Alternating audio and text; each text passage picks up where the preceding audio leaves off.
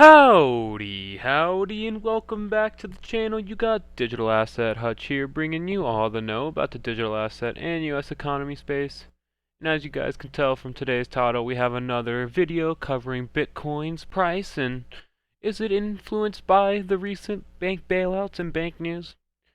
So if you guys enjoyed today's content, go ahead and drop a like below, and if you want to go ahead and subscribe, that way you can stay up to date with all of my most recent videos. That would be greatly appreciated. But let's go ahead and jump into CBBI, because you guys know we always stop here, and we are at a nice little tick up at 19. And then let's go ahead and jump into the coin market cap, so we can just kind of see what the overall markets are doing right now. And as you can see here, Binance USD is back into the top 10. It just doesn't want to leave yet.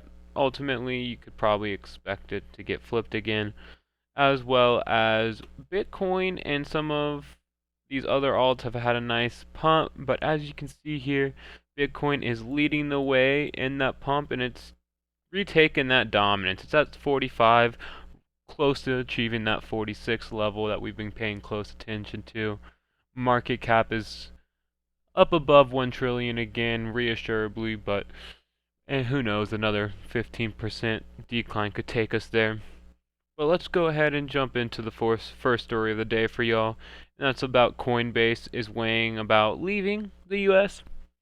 And I thought this was pretty interesting because literally in an interview this year, Brian Armstrong, the CEO, was talking about how he wanted to stay in America.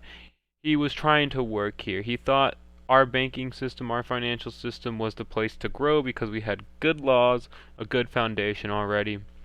Well, I guess he's had a change of heart because he's considering setting up a trading platform overseas, and he's talking about it with some institutional clients. Ever since FTX's collapse back in November, the SEC has just been targeting the crypto industry. They've been targeting these exchanges. They've just been concerned, I guess you could call it, with the crypto industry because I think they see it as an attack on the US financial system.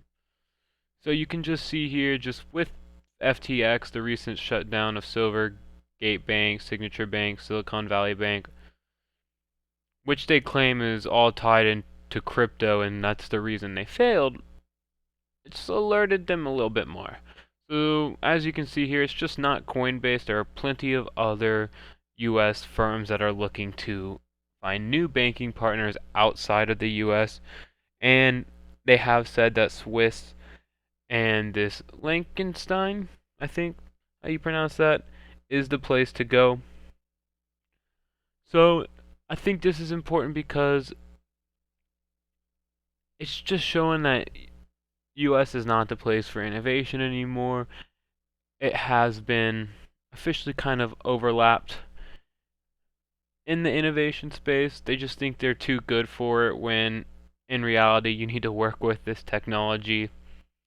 But let's go ahead and jump into some of these banks and see what's going on with those stories and how that's affecting the market, because as you can see here, we have the first of those three is actually officially filing for Chapter 11 bankruptcy. So you notice that prior exchanges have done this, so we will continue to explore. So the entities will continue to operate in the ordinary manner. It's just that now the groups that were tied to this, or the group now has to explore alternative businesses while the bank is still getting these bailouts. And that's the main focus we want to talk about. I don't really want to talk about the Silicon Valley Bank financial group. I want to talk about how these banks are getting bailed out, because as you can see here, $30 billion has been injected into the markets to kind of save some of these banks. And the last time that the market has had money injected into it like this was around the dip of what happened in 2020. So around that time we had that market pullback, and then they started issuing stimulus checks to inject money into the economy to hopefully start it going again. And this time they're not trying to kickstart the economy, they're trying to get rid of the risk of contagion that this could spread to. But now it opens up the conversation of what's going to happen to some of these smaller banks. Some of these companies, some of these investors that hold millions of dollars, they're now seeing that, oh, if you're a big institutional bank like SVB, Signature Bank, the Fed will come and save you and bail you out with some money. But if we're a little bank, they might not. So she had a very interesting conversation with someone.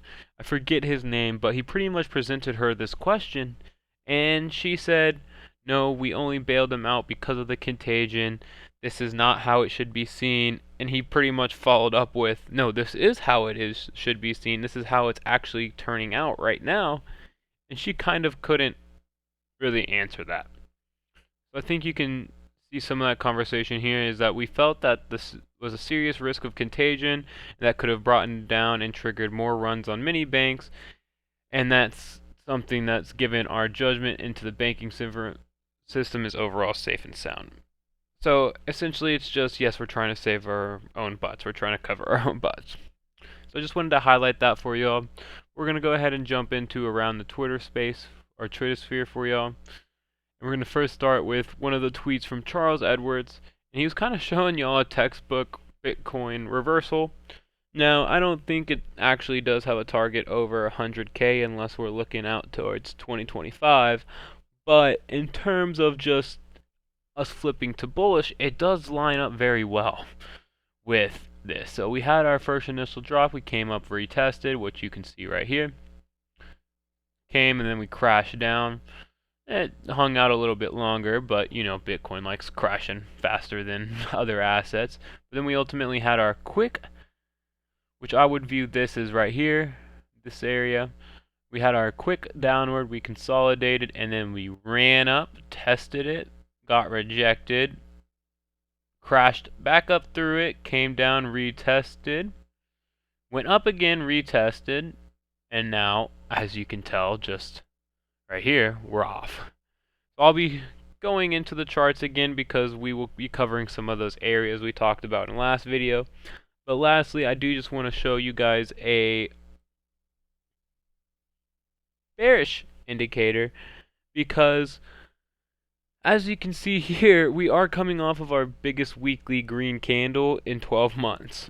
And if you notice what happened after that candle, well, we had a nice about 12 red candles to follow. So I don't think that's going to happen here. I don't think we're going to have another 12 weekly red candles. I just do think that after a nice run up like this, a pullback is most likely near. So be safe on that. But let's go ahead and jump into the charts for y'all real quick so we can just cover some areas that I think we are looking at, because as you guys can see just with the volume profile, we are currently kind of in an area that is empty that I've talked about in last video. So whenever you are in this empty space, you do typically find the range that was previously consolidated in, and you can see that that would be right here. So I could possibly see us run and hit our heads up against that 28K level now that we're officially above 25. So I do think we could possibly come back down below 25.5K and retest it. We could fall back below it and ultimately come back down to around 23 or one of these other tops or the POC. But if we do retest it and bounce off of it upwards, I would definitely pay attention to the range that we are currently around right now is where we are putting up our resistance. So we might come back down and retest that, and then if we do, I would definitely see us possibly entering into this range again. Let's go ahead and jump over to that weekly chart real quick for y'all before I let y'all go, because as you can see here, we were talking about the 200 week moving average, and if y'all remember, I was talking how we came up and we rejected off of it and we were going to see if we were going to actually break through it. Well, we officially broke through it with this last run, 65 or 26,500 was a range to pay attention to, which we could see us hang out for a little bit, but I don't think we're going to stay here through the weekend. So that's just some of the levels I'll be looking at. So the bullish case side, I could see us going to 30k in the short term or falling back down to around 24. Those would be the two areas I'm looking at, and just depending on that, I might, take some profits or add to my bags. But I hope you guys enjoyed today's content. Drop a like below and comment where you think Bitcoin's going. I love hearing and seeing y'all's comments below, and gives me additional ideas. But that's all I have for y'all today. Stay safe out there. Bye-bye.